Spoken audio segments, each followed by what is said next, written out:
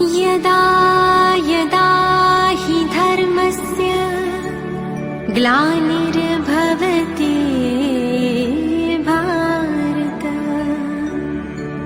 अभ्युत्थानम् अधर्मस्य तदात्मानं सृजाम्यहम्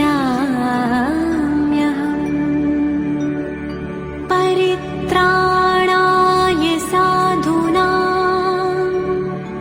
विनाशाय च दुष्कृताम् धर्म संस्थापनार्थाय संभवामि संगम युगे।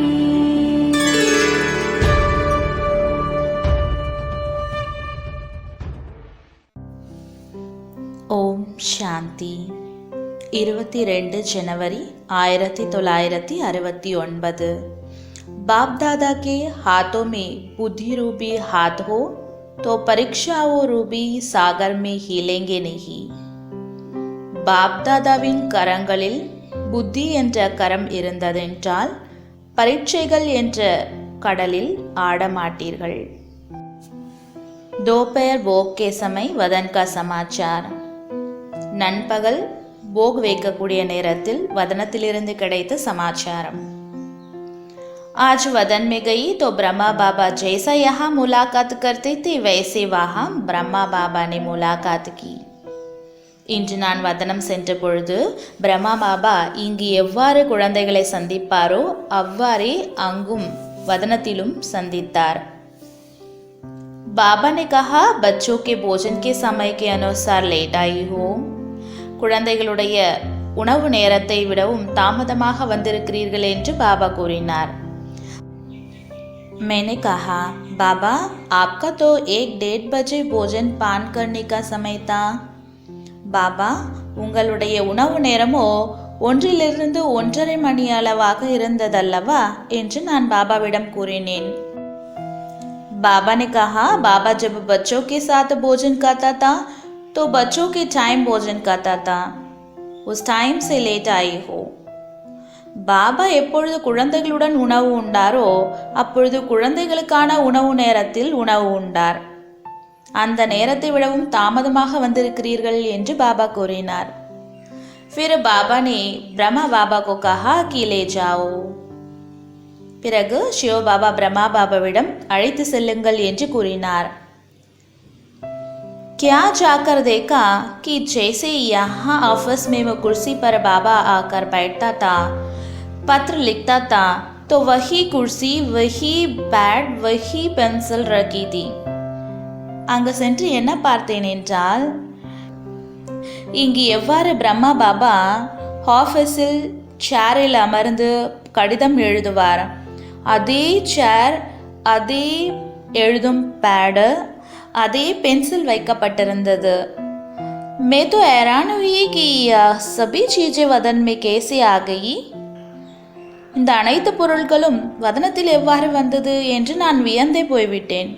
फिर बाबा ने हाथों से लिखित पत्र मेरे को दिया। பிறகு பாபா தனது கைகளால் எழுதிய கடிதம் ஒன்றை என்னிடம் கொடுத்தார்।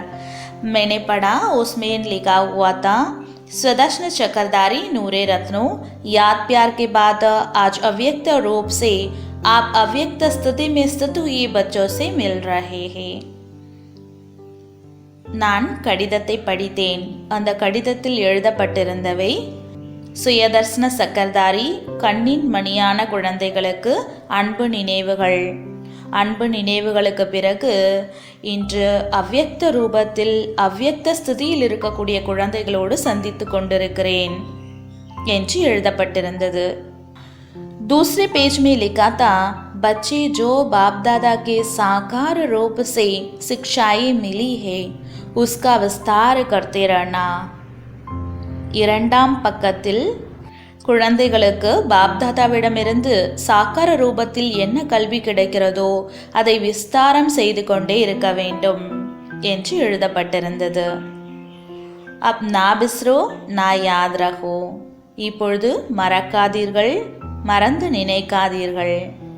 विदाई के बाद बाबा जैसे सही डालते ही वैसे डाली हुई थी. கடிதத்தின் முடிவில் பாபா எவ்வாறு கையெழுத்திடுவாரோ அவ்வாறே கையெழுத்திட்டிருந்தார். बाबा ने कहा, हमने अपने समय पर पत्र भी लिखा, फिर भोजन के लिए इंतजार कर रहे थे. என்னுடைய நேரப்படி கடிதமும் எழுதினேன், போஜனத்திற்காக எதிர்பார்த்தும் கொண்டிருந்தேன் என்று பாபா கூறினார். फिर तो भोजन खिलाया, பிறகு பாபாவுக்கு போஜனம் ஸ்வீகாரம் செய்ய வைத்தேன். बाबा ने कहा, बलवदन में वह चीज़ें खाते हैं, लेकिन यज्ञ के भोजन की रसना बहुत अच्छी है. வதனத்தின் பொருட்களை சாப்பிடுகிறேன், ஆனால் யஜ்யத்தினுடைய போஜனத்தின் சுவை மிகவும் நன்றாக இருக்கிறது என்று பாபா கூறினார். फिर बाबा ने भोजन स्वीकार किया, பிறகு பாபா ब्रह्मा भोजनम स्वीकारम செய்தார். जब हम आ रही थी तो बाबा ने एक दृश्य दिखाया. एक सागर था जिसमें बहुत तेज लहरें चल रही थी. நான் திரும்பும் நேரத்தில் பாபா ஒரு காட்சியை காண்பித்தார். ஒரு கடல், அந்த கடலில் வெகு வேகமாக அலைகள் வீசிக்கொண்டிருந்தது. பாபா ने कहा, आप सागर के बीच में जाओ, இப்பொழுது நீங்கள் இந்த கடலின் நடுவில் செல்லுங்கள் என்று பாபா கூறினார். मैं घबराने लगी कि इतने तेज लहरों में कैसे जाऊंगी, இவ்வளவு வேகமாக வீசக்கூடிய அலைகளின் நடுவே நான் எப்படி போவேன் என்று பயந்து விட்டேன். फिर बाबा की आज्ञा प्रमाण पाव डाला, பிறகு பாபாவுடைய கட்டளைப்படி எனது கால்களை வைத்தேன். जहाँ पाव रखा वहाँ की लहर शांत हो गई. நான் எங்கு பாதங்களை வைத்தேனோ அந்த இடத்தின் அலைகள் तनिंद विटது. फिर देखा कि बाप दादा दोनों ने छोटी छोटी नावें उस सागर के बीच में डाली. பிறகு பாப் தாதா இருவரும் சின்ன சின்ன படகுகளை அந்த கடலின் நடுவே விட்டார்கள். लेकिन कोई नाव तो सागर की लहर आने से गायब हो गई. ஆனால் சில படகுகள் கடல் அலை வந்ததும் அது காணாமல் போய்விட்டது. कोई तो लहर से इधर उधर होती रही और कोई तो जैसी थी वैसे ही रही. சில படகுகள் கடல் அலையினால் இந்த பக்கமும் அந்த பக்கமும் அலைந்து கொண்டிருந்தது. மேலும் சில படகுகள் எவ்வாறு இருந்ததோ அவ்வாறே இருந்து கொண்டிருந்தது. हम यह देखने में ही बिजी हो गई, फिर वह सीन खत्म हो गई.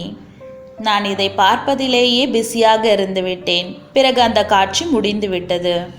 பாப் தாதா ने कहा कि यह खेल बाबा ने प्रैक्टिकल में रचा. இந்த விளையாட்டை பாபா நடைமுறையில் படைத்திருக்கிறார் என்று பாப் தாதா கூறினார்.